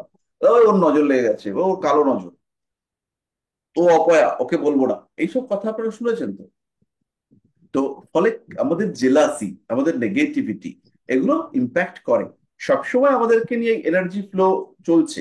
এবং যখনই আমরা সেই এনার্জি ফ্লোতে নিজেদেরকে রিলিজ করব, আমাদের থেকে যেমন এনার্জি আসবে, সেই এনার্জি অন্যদেরকে এফেক্ট করবে। যেমন ভালো চাইলে ভালো হবে, তেমনি খারাপ চাইলেও খারাপও হবে। এবার আমাদের কি করতে হবে, আমাদের একটা প্রোটেক্টিভ শিল্ড করতে হবে, যাতে পাশের লোকটা ভালো চাও কি খারাপ চাও আমার ভালোই হবে। তুমি খারাপ চাইলেও আমার ভালো হবে, তুমি ভালো চাইলেও আমার ভালো হবে। তাহলে এই যে প্রোটেক্টিভ শিল্ড, এটা তৈরি করা আপনাদেরকে শিখতে হবে। এটা আমি শিখি। Thank you sir. তাহলে আজকের মতো এই পর্যন্তই থাক। শুভরাত্রি সবাইকে। স্যার, 5 তারিখের পোস্টটা নেই, আপনি দেবেন 5 তারিখের পোস্টটা। আচ্ছা, 5 তারিখটা। স্যার হ্যাঁ, একটা আর ছোট 21 তারিখ দেখা হচ্ছে সবার সাথে। হ্যাঁ, নিশ্চয়ই, একদম। প্রশ্ন করব। তাহলে শুভরাত্রি স্যার। আজকের মতো শুভরাত্রি। আর আপনারা যত রকম প্রশ্ন, সেগুলো শুধু জাস্ট একটুখানি টাইপ করে দেবেন, তাহলে আমি উত্তরটা সঠিক দিতে পারবো। আচ্ছা কারণ অনেক সময় হয় কি, উত্তরটা আমি এদিক ওদিক ম্যানেজ করে দিই, আর আপনারা আমাকে ভালোবাসেন বলে মেনেও নেন। তো আপনারা হচ্ছে কি, যদি প্রশ্নটা টাইপ করে দেন, তাহলে আমি উত্তরটা ঠিকঠাক দিতে পারবো, মানে মোটামুটি রেফারেন্স টেফারেন্স লাগিয়ে। ঠিক আছে স্যার। ঠিক আছে, ঠিক আছে স্যার, শুভরাত্রি। আর শুভরাত্রি স্যার। Good night sir. হ্যাঁ দেখা হচ্ছে 21 তারিখ। 21 তারিখ দেখা হবে। একদম। নমস্কার।